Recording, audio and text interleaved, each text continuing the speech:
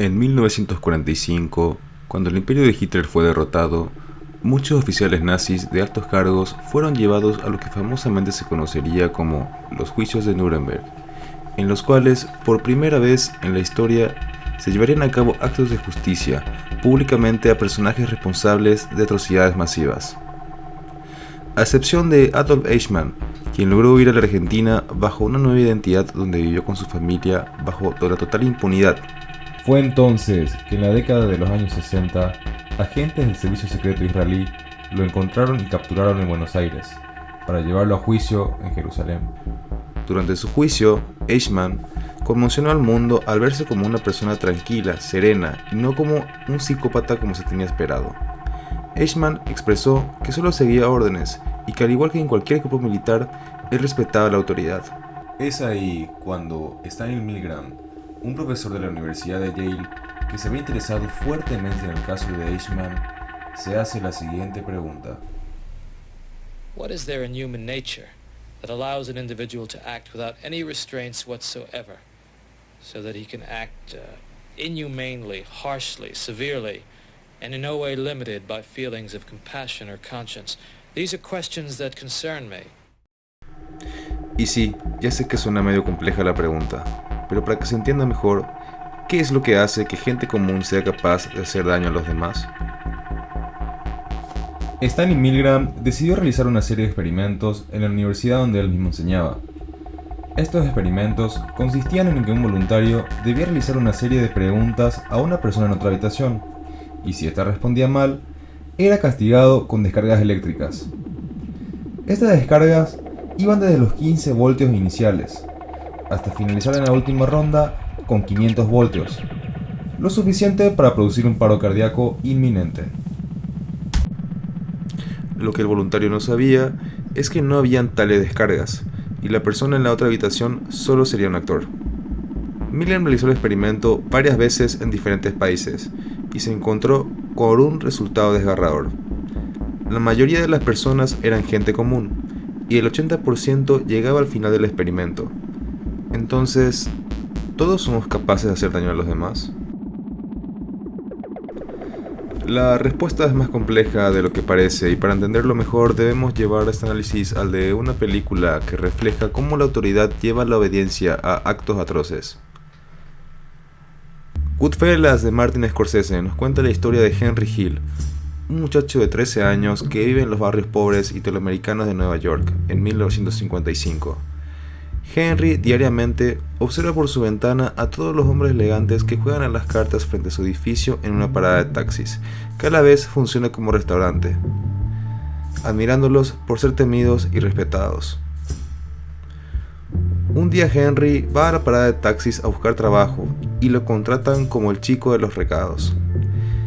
Henry, encantado, pasa todo el día cumpliendo los mandados, tanto que deja ir al colegio.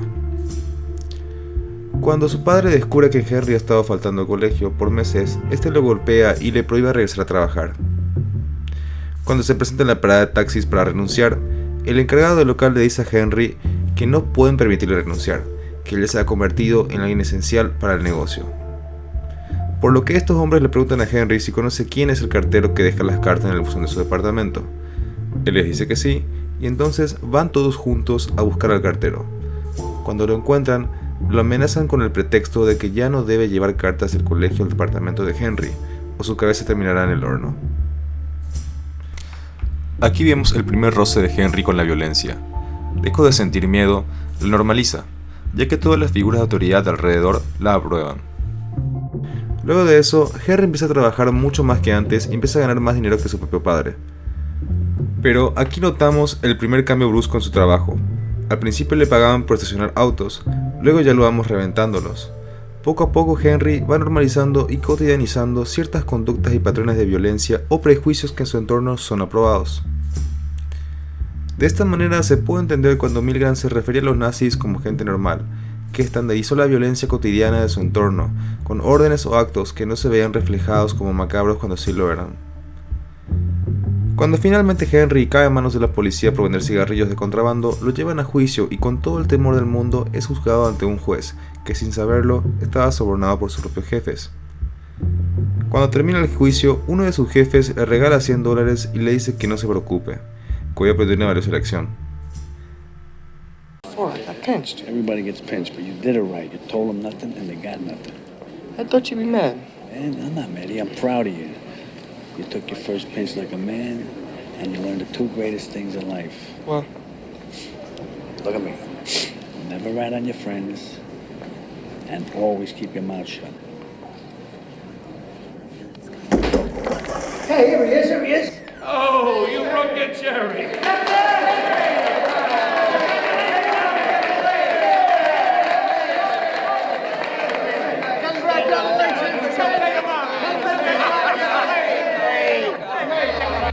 De esta manera, vemos cómo todo el entorno de Henry celebra su arresto aprobándolo como si se tratase de un logro. A diferencia de los experimentos de Milgram, él no felicitaba a sus alumnos, solo les hacía creer que eran esenciales para el experimento, lo cual sí se aplica a Henry, ya que desde joven siempre le hicieron sentir esencial para la organización en la que trabajaba. Para cuando pasan los años, vemos a un Henry mucho mayor, de unos 25 años, el cual se dedica al robo y contrabando de todo tipo de objetos, manteniendo un estilo de vida alto y lujoso lejos del esfuerzo. Como él mismo describe, cumple con todo lo que le piden y es impecable en su trabajo. A lo largo de la película, vemos cómo Henry se casa, tiene hijos y mantiene una vida bastante familiar a la par que lleva una vida criminal y violenta. Incluso normaliza ser infiel a su esposa, ya que todo su entorno lo hace. Luego de una larga vida de lujuria, violencia y excesos, Henry fue enjuiciado por todos sus crímenes, en los que se defendió alegando que solo seguía órdenes en la estructura criminal a la que pertenecía. Al hacerse parte del programa de protección de testigos, obtiene una nueva identidad y finalmente lo vemos volviendo desde donde empezó, siendo una persona común y corriente, como si nunca hubiese matado gente o hubiese tenido alguna vida criminal. La historia de Henry Hill, al igual que la de Adolf Eichmann, trata de gente común, que terminó siendo corrompida en sus acciones, por no atreverse a cuestionar la autoridad, dando así la razón al estudio de Stanley Milgram, en el que es muy probable que todas esas personas a las que consideramos malas o destructivas probablemente no lo sean. Más bien, el entorno o las figuras que se consideran de autoridad inducen a hacerlos creer que ciertos patrones, conductas e incluso costumbres están bien, se aprueban y no hay ningún problema con esas acciones. Hay personajes que nacieron para ser bandidos.